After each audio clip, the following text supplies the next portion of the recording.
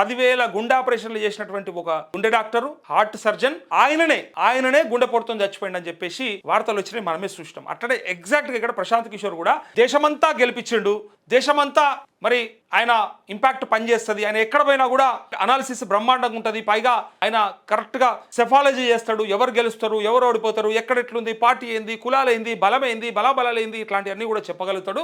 So అంతటి ప్రావీణ్యం ఉన్నటువంటి వ్యక్తి కాబట్టి ఆయనని కోట్ల రూపాయలు ఇచ్చి పిలుచుకుంటారు. గతంలో 100 కోట్లు 150 కోట్లు ఇచ్చి మరి జగన్మోహన్ రెడ్డి ఐపాక్ అనే సంస్థ ద్వారా ఆయన చేయించుకొని గెలిచిండని, ఇంకా వేరే వేరే రాష్ట్రాలలో కూడా ఐపాక్ ని వాడుకున్నారని చెప్పి అనుకుంటే, తీరా ఇప్పుడు కవితకి ఏదో అంటారు కదా శనేశ్వరం చుట్టుకున్నట్టు, మరి అదేమన్నా శని అవుతుందా? ఇప్పటిదాకా ఉన్నది ఒక ఎత్తు, ఇప్పటికే కుటుంబంలోకించి బయటకు వచ్చేసి, పార్టీలకించి బయటకు వచ్చేసి, లొల్లి పంచాయతీ అన్నిట్లు ఉండగా మరి ఆ శని ఈడ అంటుకుంటుంది. ఆయన ప్రశాంత్ కిషోర్ కున్న శని కవితకు అంటుకుంటే, ఆయన కూడా ఒక్క సీటు కూడా గెలవకపోతే, తన సీటు కూడా తను గెలుచుకోలేకపోతే ఇక భవిష్యత్ ఏమవుతుందో మనందరం కూడా చూస్తాం. కల్వకుంట్ల కవిత మరి దేవినపల్లి కవితగా మారింది కాబట్టి, మరి ఆ దేవినపల్లి కవిత మళ్ళీ కల్వకుంట్ల కవితగా మారుతుందా, మళ్ళీ ఆ పార్టీ కానీ ఆ కుటుంబం కానీ పిలుస్తుందా, పోతుందా, మరి గెలుస్తుందా, అసలు ఒక్క సీట్ అన్నా గెలుచుకుంటుందా? ఇదంతా ఒక స్కెచ్చా, ఇదంతా ఒక గేమ్ ప్లానా, హరీష్ రావును బయటికి పంపేందుకు అని చెప్పి చాలా మంది అంటా ఉన్నారు.